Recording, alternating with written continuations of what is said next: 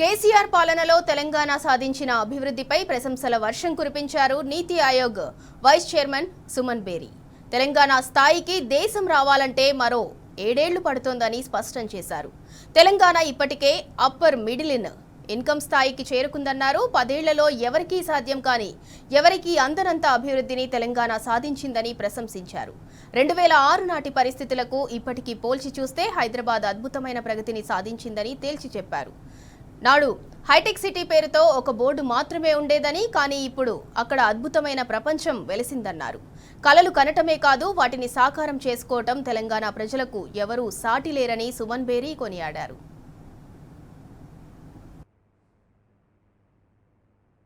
Look back to the year of 2006, which is just about a quarter of a century ago, which was a visit to Hyderabad when the Asian Development Annual Meeting in the new conference center.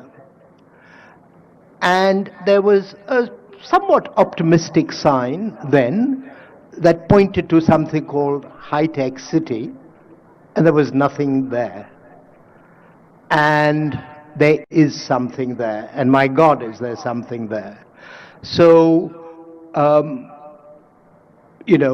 for people of the city, for people of the state, to believe in dreams, I think is entirely legitimate. But it is also, 2006, there was another annual meeting that took place, the annual meeting of the World Bank and IMF in Singapore, where indeed Raghuram Rajan, who've addressed us this evening, had just recently joined as the chief economist of the IMF. But I'm mentioning that because in 2006, 2 World Bank friends of mine, I had just come to NCAR, came out with this publication that talked of a middle income trap.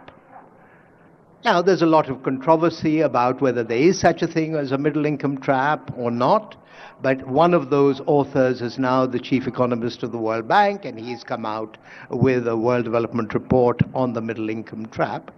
And why is that relevant to Telangana today?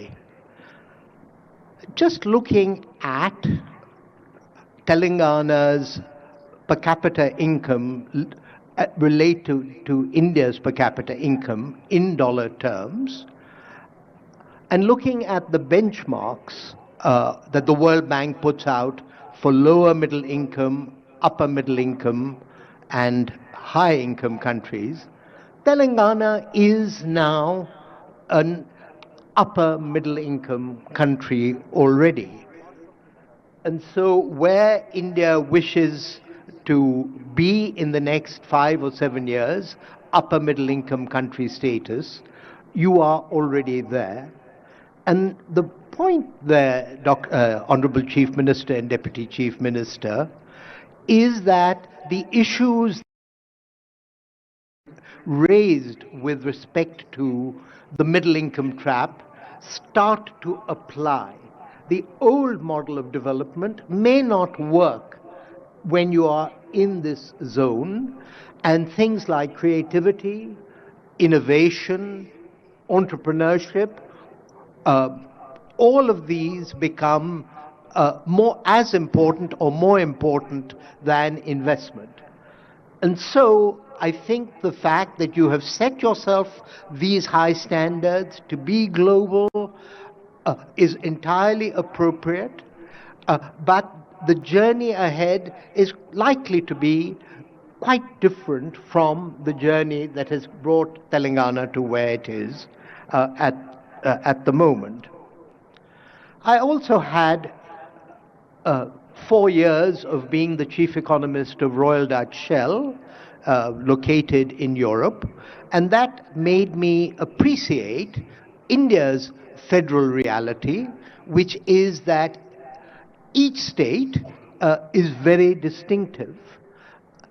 And as I think about what's distinctive about Telangana, I think it's human resources, but in a somewhat unusual respect. I tend to think of the Telugus, and of course you share that with Andhra, as the Irish of India, people who are risk-loving, people who are entrepreneurial, and so I think that that is amongst, above all else, the resource that you have to work with and to liberate. I would also say, and I'm picking up on the point that Arvind Subramaniam made, is that a focus on productivity it has to be paramount, because you can only be competitive if you're productive, and therefore to focus on ease of doing business that Dr. Subbarao mentioned, the deregulation or appropriate regulation, all of these things are going to be as important as bricks and mortar in the journey ahead.